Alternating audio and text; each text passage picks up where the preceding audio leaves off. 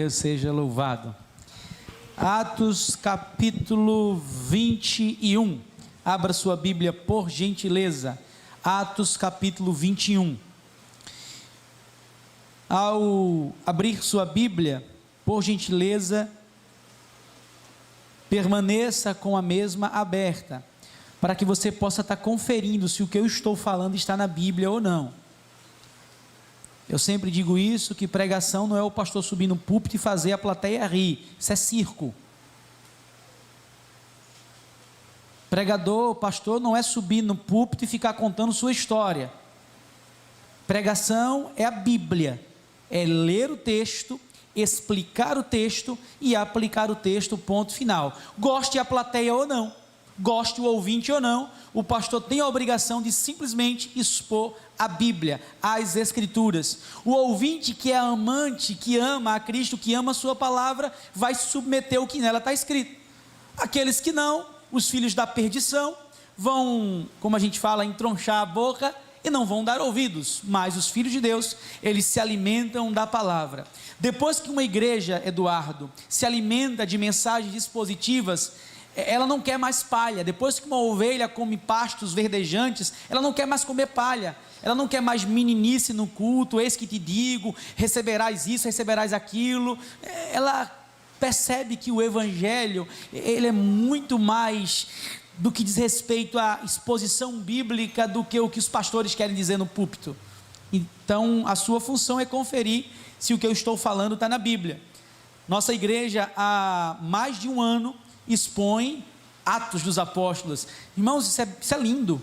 Imagina aí se a gente passasse aqui na igreja 40 anos, sei lá, 45, 50 anos, e Deus dissesse, olha, o ministério do pastor Wembley na igreja acabou, e a gente pudesse dizer, não, a gente terminou o ministério na igreja, mas a gente conseguiu expor os 66 livros da Bíblia. Eu acho que isso é o sonho de todo pastor, é expor as Escrituras, nada mais. É por isso que Lutero diz, somente as Escrituras, mais nada, amém?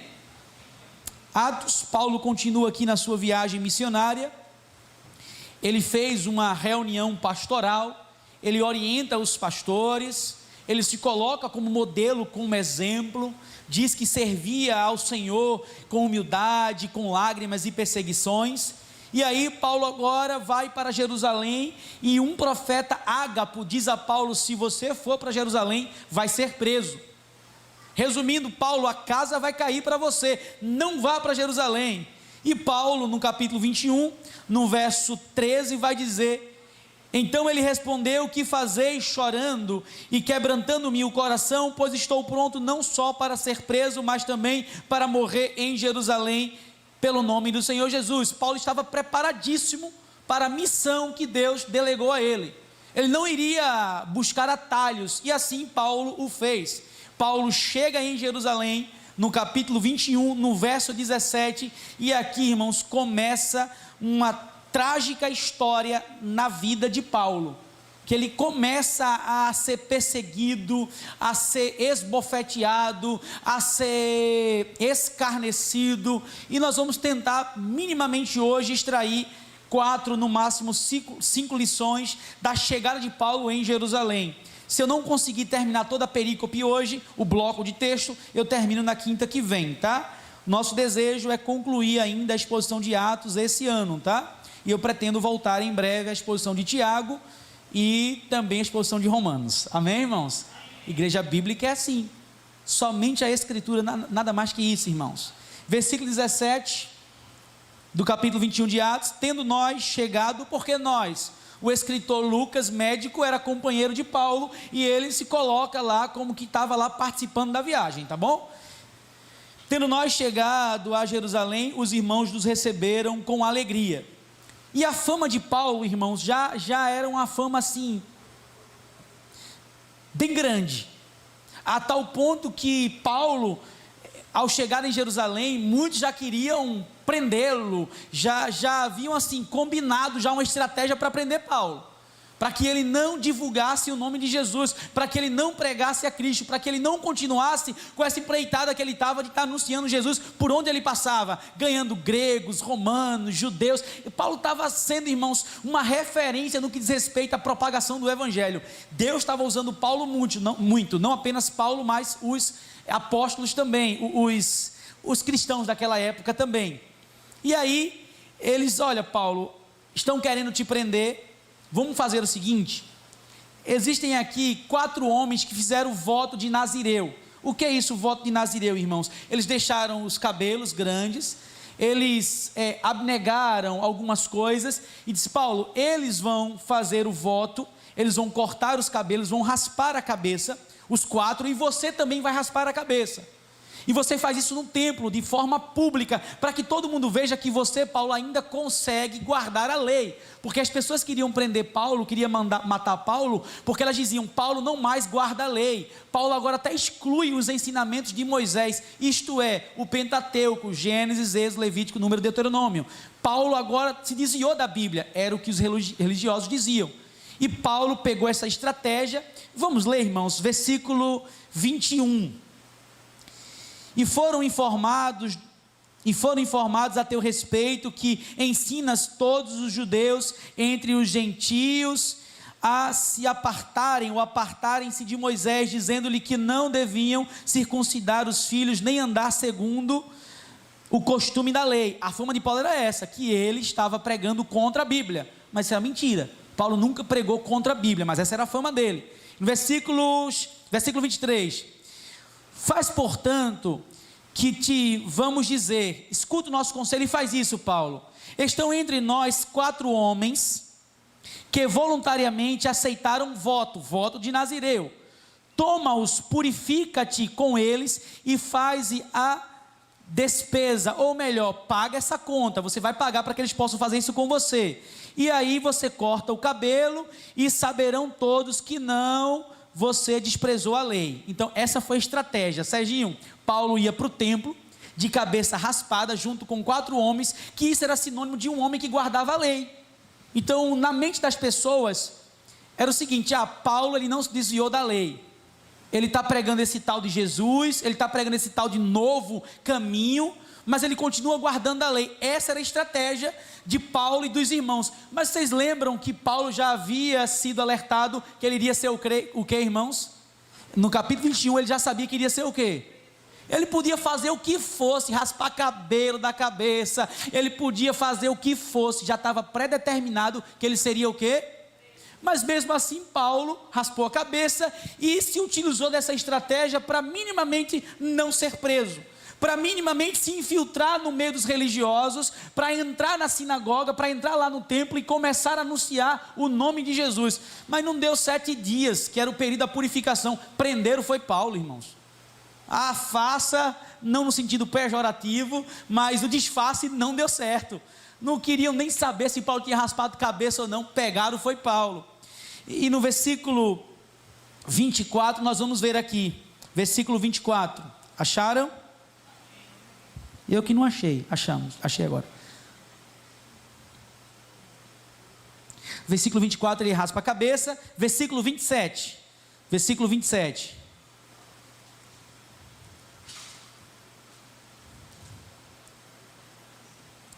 quando já estavam por findar os 7 dias, os judeus vindos da Ásia, tendo visto Paulo no templo, o alvoraçaram todo o povo e o agarraram. Resumindo a história, Paulo fez a estratégia, Paulo raspou a cabeça, Paulo quis mostrar que ainda guardava a lei, não teve jeito. Pegaram Paulo e arrastaram Paulo e Paulo foi preso. Primeira lição que eu aprendo, homem algum altera os desígnios de Deus. Mesmo Paulo sendo um homem de Deus, mesmo Paulo tentando se disfarçar no meio do povo para não ser preso, ele não conseguiu alterar os planos de Deus. Eu estou dizendo que Paulo foi maquiavélico, eu estou dizendo que Paulo teve uma intenção negativa, não estou dizendo isso, mas estou dizendo que ele tentou se disfarçar para minimamente pregar o evangelho para aquele povo, só que ninguém consegue alterar os desígnios de Deus. Por mais homem de Deus que você seja, por mais mulher de Deus que você seja, você não é capaz de mudar o que Deus predeterminou. Se alguns até optam, a gente conversa sobre isso, ou pela sua presciência, ele já sabe previamente, seja predeterminou ou pela presciência independente, ninguém altera os planos de Deus. Queridos irmãos, olhem aqui para mim, os planos de Deus são inalteráveis. Aquilo que Deus predeterminou, desde o Gênesis a Apocalipse, tudo vai acontecer. É por isso que ele diz, não se passa um iota, um tio, um jota, toda a palavra vai se cumprir. E não poderia ser diferente na vida de Paulo. Não tinha disfarce. Paulo podia se vestir de palhaço, Paulo podia se colocar dentro de um buraco. Aquilo tinha que acontecer com a vida dele, e ponto final, irmãos. Lembram como foi o líder da juventude da JBB que faleceu? Lúcio, tu lembra? Aminon. O Aminon, ele morreu, o pai dele é pastor, e no culto o pai dele disse, o meu filho não morreu de Covid.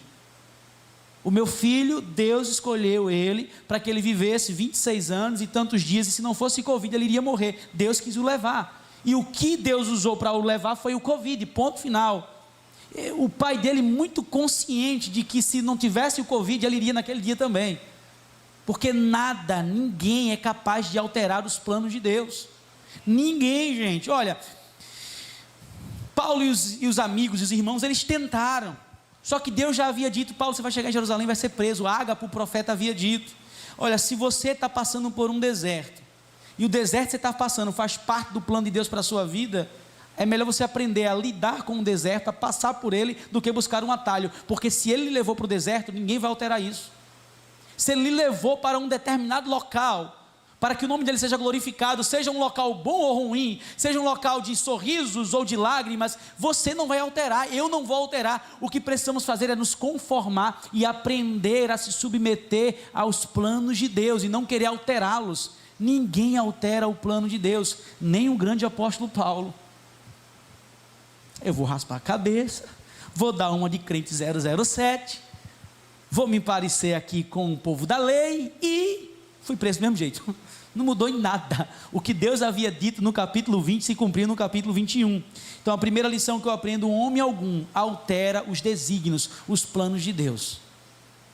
Você, por mais crente que seja, eu, por mais crente que seja, ninguém altera, gente. O que Deus falou, está falado, amém? Se Deus determinou, se Deus falou, ninguém pode invalidar, irmãos. Isso é muito bom, isso é muito bom. Mas eu consigo ver uma outra lição. Versículo 30, agora o negócio fica feio para Paulo. Versículo 30, agitou-se toda a cidade, havendo concorrência do povo, e agarrando a Paulo, arrastaram-no para fora do templo, e imediatamente fecharam as portas. Resumindo, tira este homem imundo, por mais que ele esteja careca, por mais que ele esteja querendo guardar a lei, ele é um sujo, ele é um imundo, tira ele do templo, porque ele vai poluir o templo, arranca ele. Paulo estava ali, enviado por Jesus. A igreja era tão religiosa que tirou dentro da igreja um homem de Deus e fechou as portas para que o homem de Deus não ficasse dentro, e o homem de Deus ficou fora. Eu já falei isso para vocês e vou repetir. Um criminoso, Serginho, a Rita também é da área da advocacia, um criminoso, quando é pego na calada da noite, nada contra os policiais, quando é pego em flagrante, roubando ou fazendo algum delito, machucando alguém, e o policial chega e prende ele, o policial vai dizer, por gentileza querido, entra aqui na viatura, por gentileza, vai abrir a mala, olha, por favor fofinho, sente aqui, faça o seguinte, vem aqui do meu lado, é isso?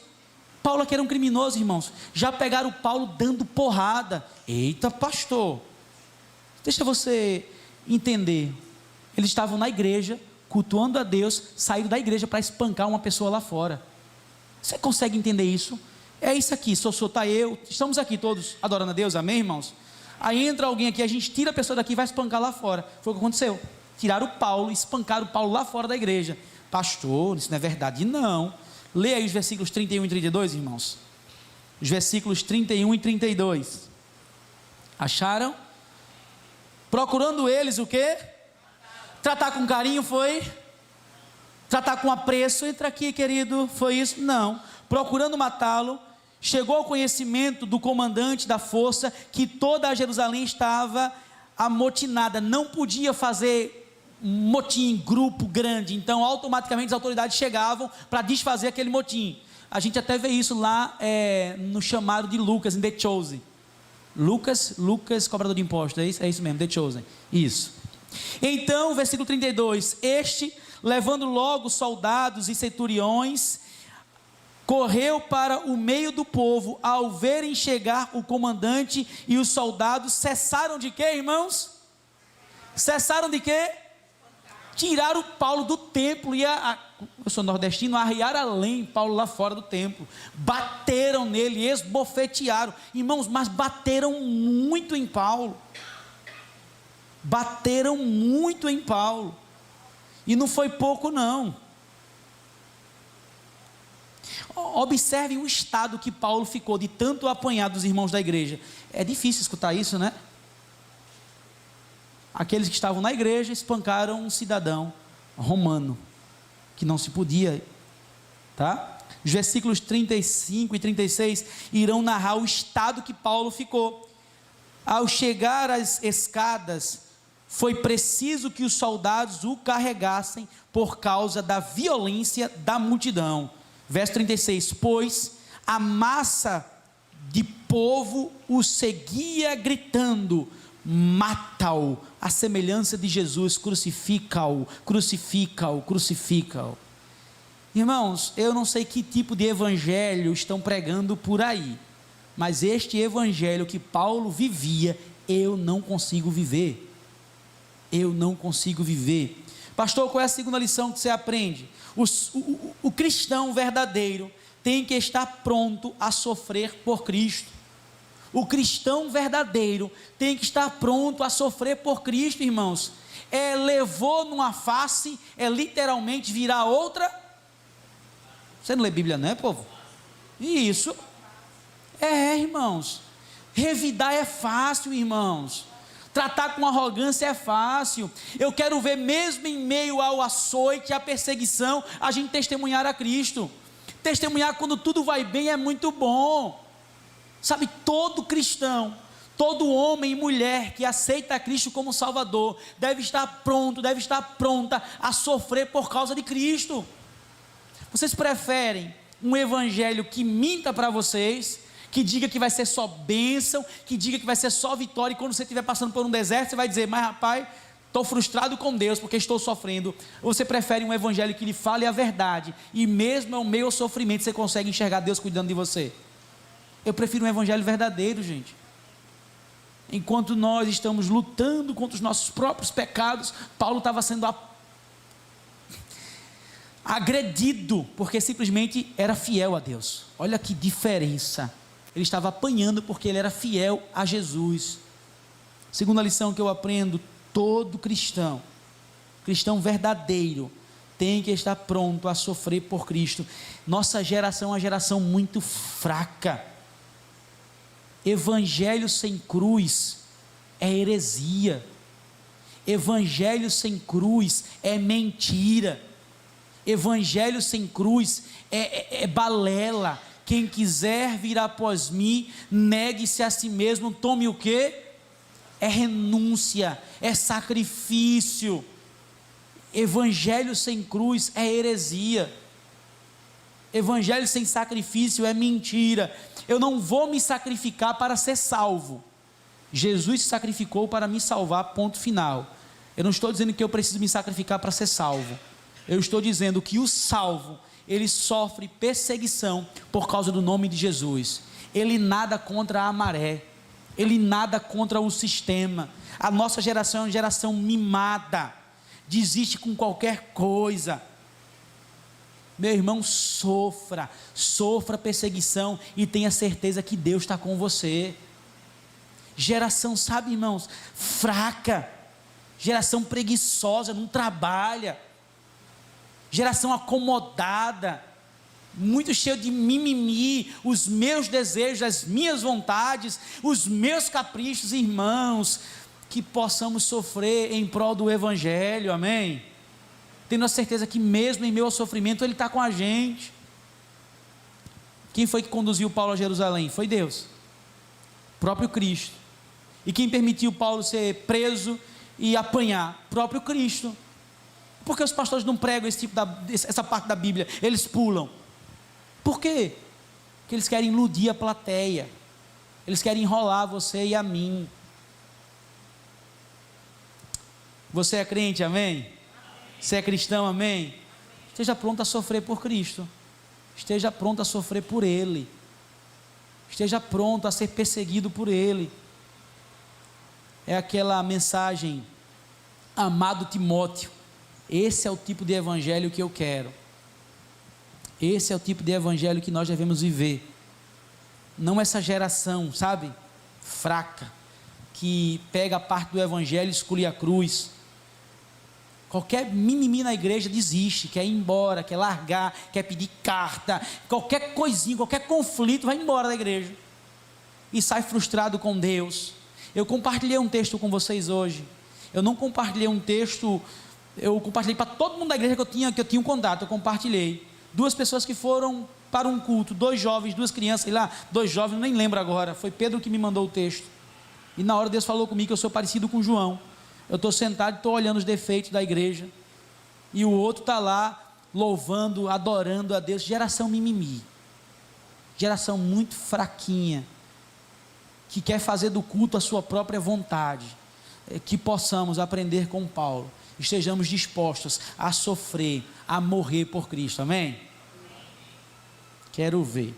Cabe entrasse aqui agora. Quem é crente, vai apanhar. Eu mesmo corria por aqui, ó. Se o pastor é aquele ali, apontava para Serginho, que é o maior que tem, pega ele.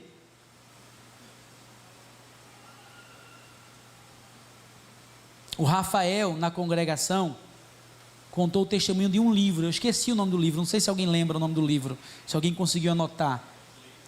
Oi? É inglês, estou nem falando português, vamos falar inglês.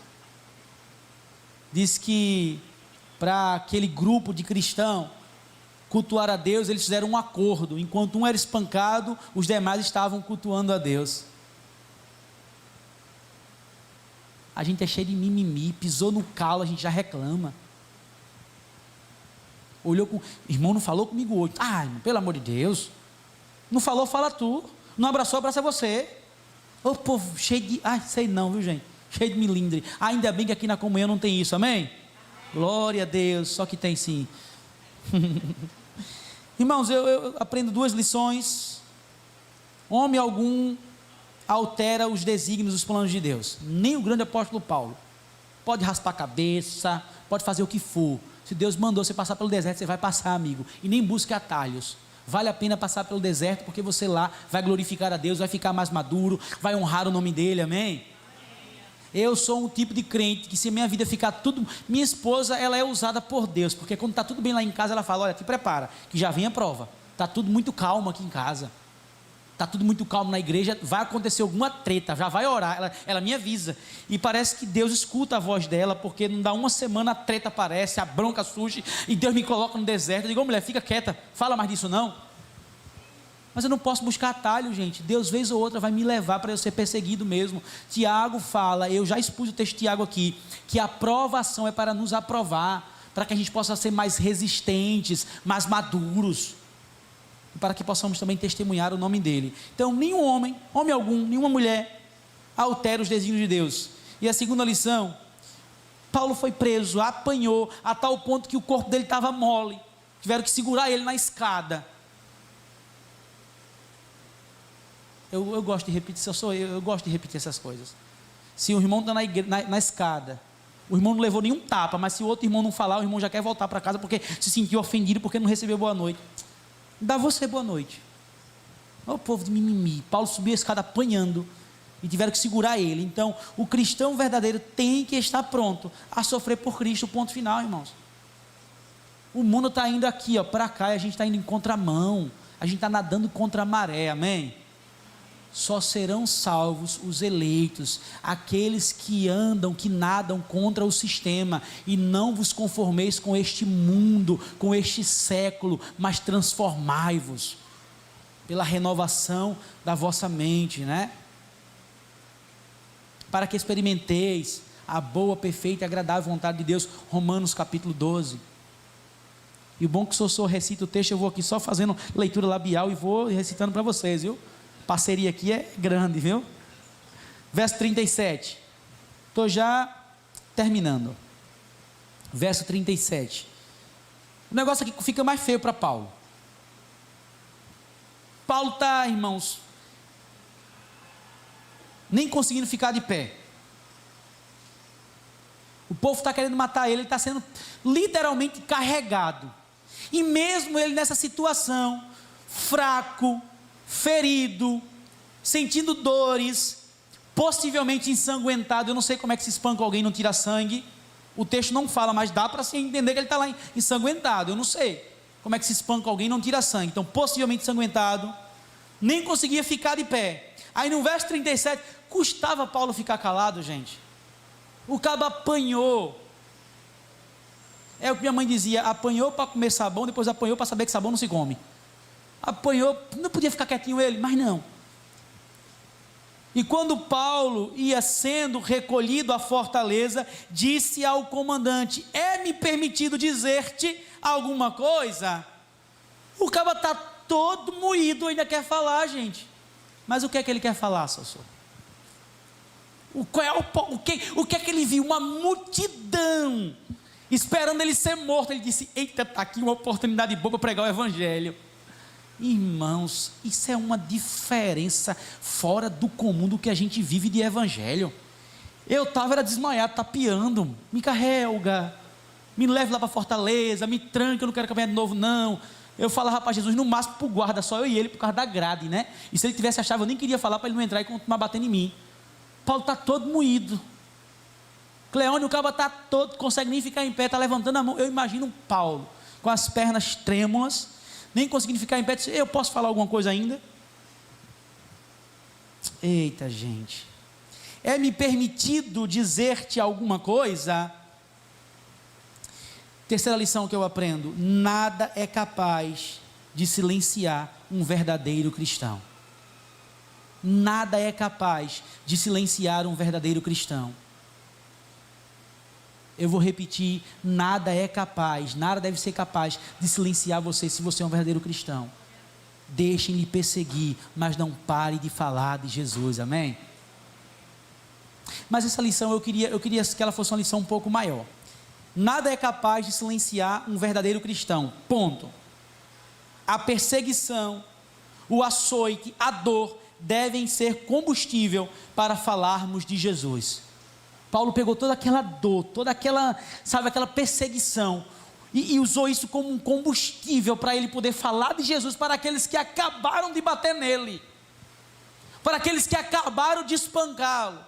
E mesmo assim ele levantou a voz e começou a falar. Falou aqui, foi para o sinédrio, falou no sinédrio, levou logo um tapa na cara. Depois, quinta que vem eu falo isso, essa outra parte. Ele falava e apanhava, mas falava. Queridos, nada é capaz de silenciar um verdadeiro cristão, amém? Eu e a Rafa, a gente sempre desejou ir para a igreja perseguida. Sempre a gente desejou isso. Quando a gente foi casar, a gente acertou, a gente acordou isso.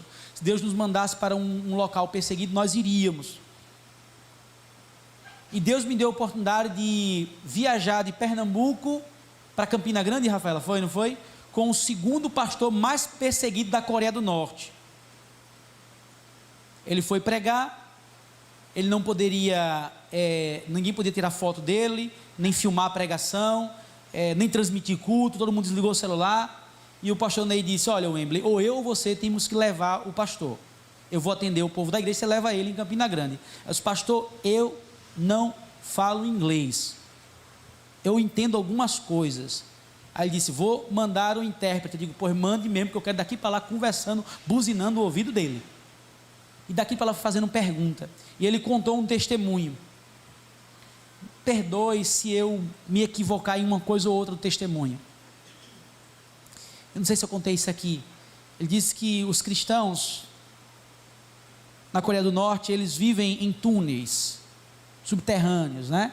E um grupo de cristãos saiu de um bueiro, de uma tampa de bueiro, em busca de alguma coisa, alimento, não lembro o que ele falou, e quando eles abriram o bueiro, quem estava na frente deles? Um guarda, um policial. E o policial de imediato retirou todo o grupo e perguntou o que eles estavam fazendo ali embaixo. O que eles disseram? Cultuando a Jesus, glorificando ao nosso Deus, exaltando o Criador dos céus e da terra, aquele que morreu na cruz e não ressuscitou. E o guarda, vendo o estado físico de saúde, eles estavam debilitados, fez um risco no meio e disse: olha, se vocês ficarem aí, eu vou fazer como que não ouvi o que vocês estão dizendo, vou ligar para a emergência vai socorrer vocês serão conduzidos ao médico, ao hospital, o médico vai tratar, depois vocês vão para suas casas. Que casa? Que eles viviam lá embaixo. Agora, se vocês quiserem persistir nesse negócio de Jesus, vocês teriam que passar para cá. Todos eles atravessaram a linha e assinaram a sentença de morte em nome de Jesus. Foi nesse dia, Rafaela, que eles pediram aquela máquina de bater o piso de piche. Pronto, dessa forma que eles foram executados, amassados. E ele me contava aos prantos, chorando, e eu angustiado dentro daquele carro, dizendo: meu Deus do céu, eu não sou crente. Meu Deus do céu, eu não sou crente. O que é aquilo que aquele povo vive?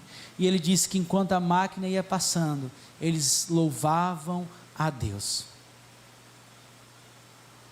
Mas irmãos, aquilo ali para mim foi uma das maiores facadas que eu levei no meu coração. E dali em diante, a nossa oração da nossa família tem sido diferente. A gente tem dito: Senhor, nos ensina a sofrer, só não a negar a Tua palavra. Se o Senhor quiser arrancar tudo de nós, arranque, mas por favor, não nos permita negar o Teu nome. Porque se eu negar o nome de Cristo aqui na terra, Ele me negará também diante do Pai. Há uma peça de teatro, que a gente está trazendo o grupo de Joana Bezerra para vir aqui na igreja, que eu estou acordando para eles apresentarem no dia que eles vierem aqui, que é a peça de teatro de Jeová Nissi, que eles contam a história de um grupo perseguido, e a música que o grupo Jeová Nissi gravou é fantástica, já falei para vocês. A música diz: tirem os meus olhos, eu ainda posso vê-lo. Tire a minha língua, eu louvo por dentro. Pois nada pode me separar do teu amor. Podem até me torturar, mas em honra eu te louvarei. E aí ele vai cantando. Me parece que esse era o tipo de evangelho que Paulo vivia. Nada é capaz de silenciar um verdadeiro cristão, amém? A perseguição, o açoite, a dor devem ser combustível para falarmos de Jesus. Isso é um compromisso que vez ou outra eu firmo com vocês.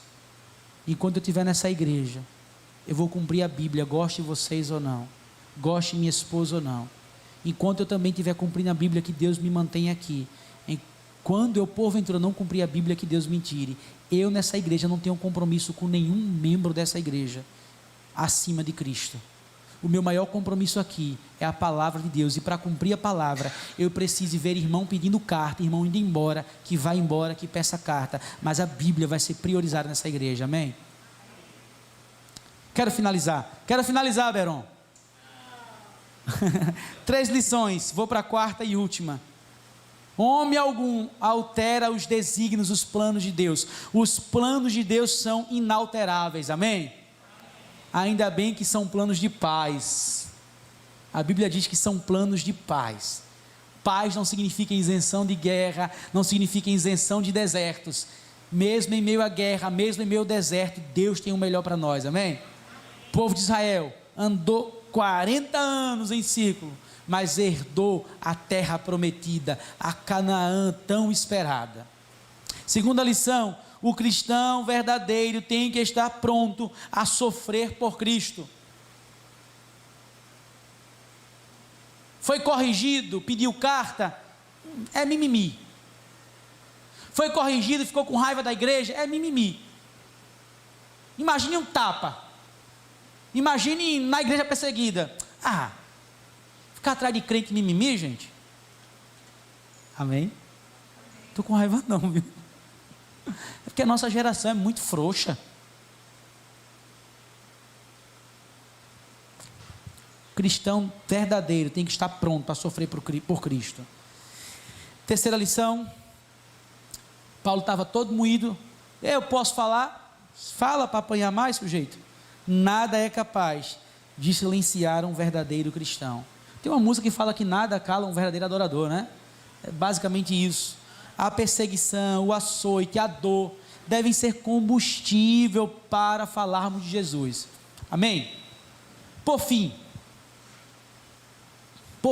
vou pular agora para o capítulo 22 e finalizo. Atos, capítulo 22, acharam? O irmão fechou a Bíblia não, né? Feche não, para não se perder.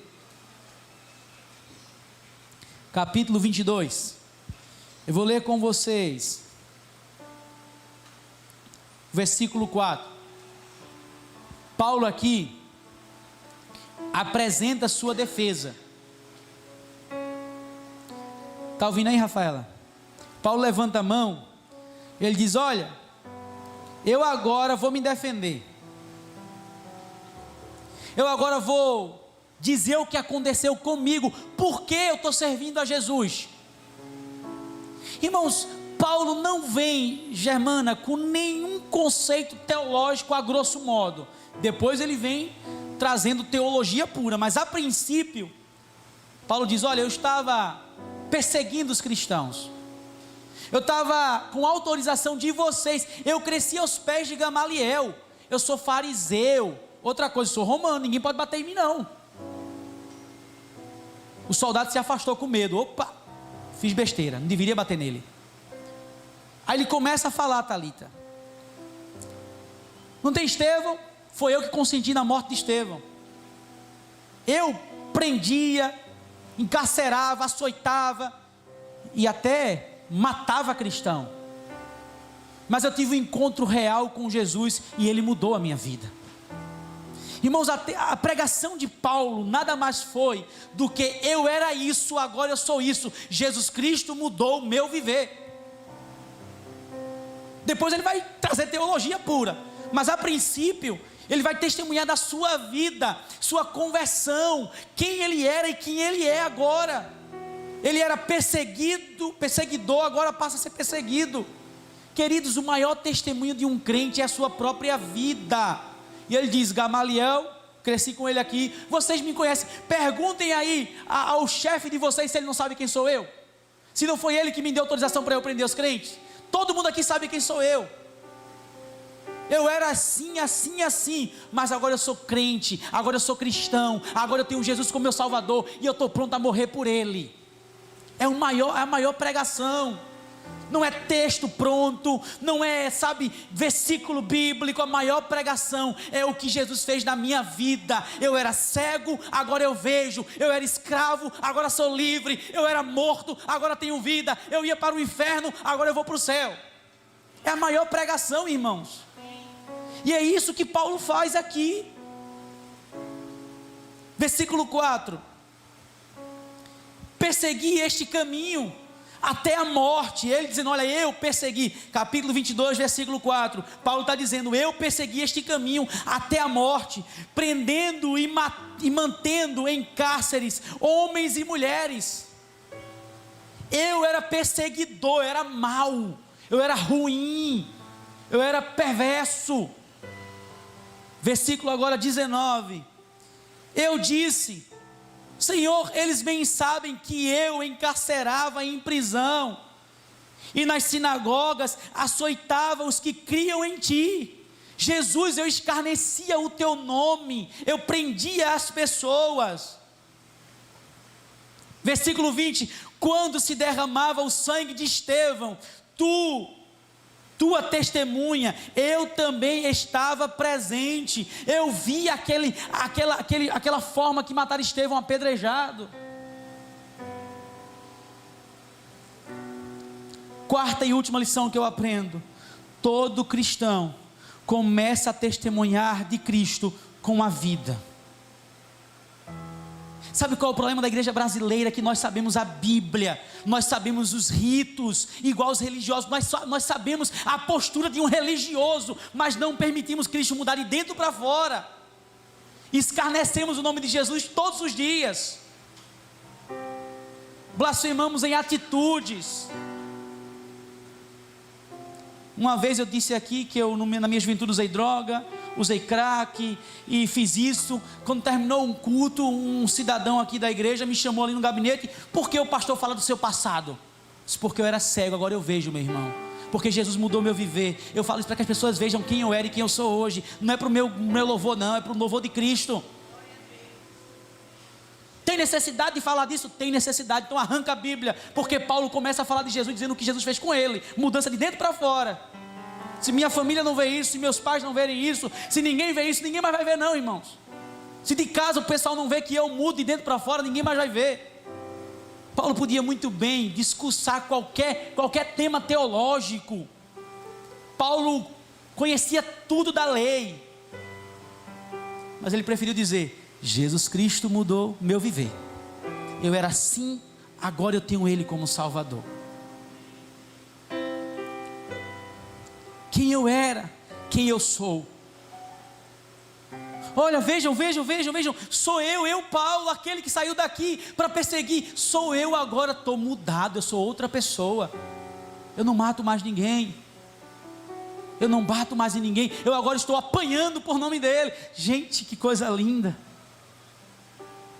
Enquanto eu permiti Estevão ser morto, eu agora estou disposto a morrer, porque eu sei o que é isso. Jesus agora está na minha vida, e eu estou pronto, disposto. Ele levantou a boca, não foi para reclamar não.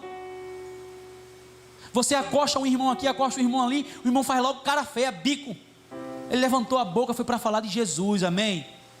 Ele levantou a boca para falar a transformação que ele estava vivendo. É por isso que ele diz: aqueles que estão em Cristo são novas criaturas. As coisas velhas, tudo do seu passado, tudo sem exceção, tem que ficar para trás.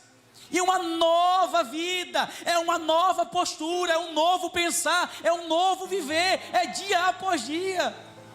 É renúncia, é cruz, é perseguição, é não para os prazeres. Paulo estava vivendo isso aqui. E ele não pegou teologia não, foi para a vida. Mudança interna, de dentro para fora. Ah, pastor, quer dizer que todo crente tem que ter um antes e um depois? Com certeza. E eu que cresci na igreja. Você pode ter crescido na igreja, se nunca viveu esse momento singular de caminho de Damasco, você nem salvo é. Todo homem, seja ele profano, mundano, prostituto, drogado, ou toda mulher, homem que viveu na igreja, se ele nunca tiver tido esse encontro com Jesus real, sem ser com a religião, ele não é salvo. Paulo, irmãos, uma vida íntegra na lei, religioso, cumpria todos os ritos, mas nunca tinha um encontro com Jesus. A soberba de Paulo caiu por terra, Deus derrubou Paulo, ele ficou cego, sem enxergar nada. Chegou pianinho para Ananias. Eu vou contar quinta que vem, estou contando já a próxima pregação. É ansiedade, é pecado. Ficou com a soberbinha religiosa dele. Pastor, eu nunca tive esse encontro, eu nunca ouvi nenhuma mudança em mim. Então está indo para o inferno, irmão. Porque todo crente que cresce na igreja, um dia tem que ter um encontro com Jesus. Crente não, toda pessoa, desculpa. Tem que ter um encontro com Jesus. Filho de peixe não é peixinho não.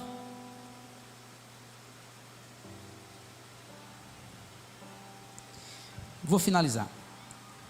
A gente cuidou de projeto Cristolândia, sempre falo isso aqui, há alguns anos. Escuta essa, viu, Serginho? Eu amo esse testemunho, que é de uma forma geral. Os meninos chegavam lá, Gracinha, só a graça, vocabulário, roupa.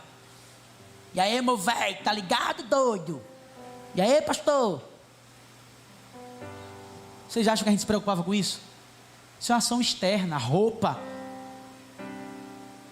tatuagem, cabelão grande, cara mal encarado. A gente se preocupava com isso não, gente. A gente queria pegar o quê? O coração. Vê, meu filho, com a sua bermuda aqui, ó. Ele andava com a bermuda aqui. Pode, entre no culto, vem com a bermuda aqui, lá embaixo. Pode entrar na igreja. Entre do jeito que você está. Porque quando Jesus encontrar você, você muda de dentro para fora. Aí você muda a roupa, você muda cabelo, você muda depois isso. Mas em primeiro lugar é coração que Jesus quer. Aí não chegava para a pessoa e na Cristolândia não tem isso não, gente. Venha-se embora. A gente pegava o cabo da rua. Lembro que a gente recebeu um travesti. Ele se denominava travesti, não eu estou chamando disso, tá? Ele. Ah, você conhece? Você conhece? Ele cantou aqui no Coral Cristolândia. Eu disse, meu irmão, pastor, pode me chamar de ela? Eu disse, não, vou lhe chamar de você, meu irmão. Qualquer dia desse eu vou ser preso, viu? Meu advogado está ali, viu? Meus advogados. Que o pastor Linhares, Jorge Linhares, está sendo condenado porque falou isso que eu vou falar. Eu disse, meu irmão, aqui é um projeto de homem. Você se submete, você assina, assino. Só vou lhe pedir uma coisa. Você vai dormir no quarto com a equipe. Vai dormir comigo, com o Bruno, com os missionários. Tu estava nessa época lá? Vai dormir com a gente aqui, com a equipe. O período de projeto dele, ele saiu de lá. A gente descobriu que ele era filho de pastor, decepcionado com a igreja, com religião, né? Com Cristo não. E a gente não se preocupou de mudar de fora para dentro, mas de dentro para fora. Eu fui deixar ele quando ele desistiu, na porta perto da casa dele. E ele disse, pastor, hoje, se eu não quiser mais compromisso com Jesus, é culpa minha, porque eu fui amado, eu fui cuidado por este local aqui. Eu aprendi o que é amor cristão. Vocês não passaram a mão por cima da minha cabeça, vocês me confrontaram, vocês falaram do pecado. E hoje eu sei de fato o que é evangelho. Esses dias eu passei, eu vi ele ali se prostituindo. Não dava para parar o carro, que era muito tarde da noite. Aí passa o irmão da igreja, tira uma foto, está o pastor conversando com um travesti. Dá uma treta tão grande para mim, irmãos, isso. Daqui que eu vim explicar que estava evangelizando, já se espalhou para o Maceió todinho. Eu já estou fugindo no interior da China, para ninguém saber quem sou eu. Mas ele sabe o que é evangelho. A gente não se preocupou de mudar a parte externa dele, mas a parte interna. É o que aconteceu com Paulo aqui. Paulo disse, eu era assim, agora eu sou assim. Deus mudou aqui dentro. 4 lições. Espero que vocês tenham ouvido a palavra de Deus.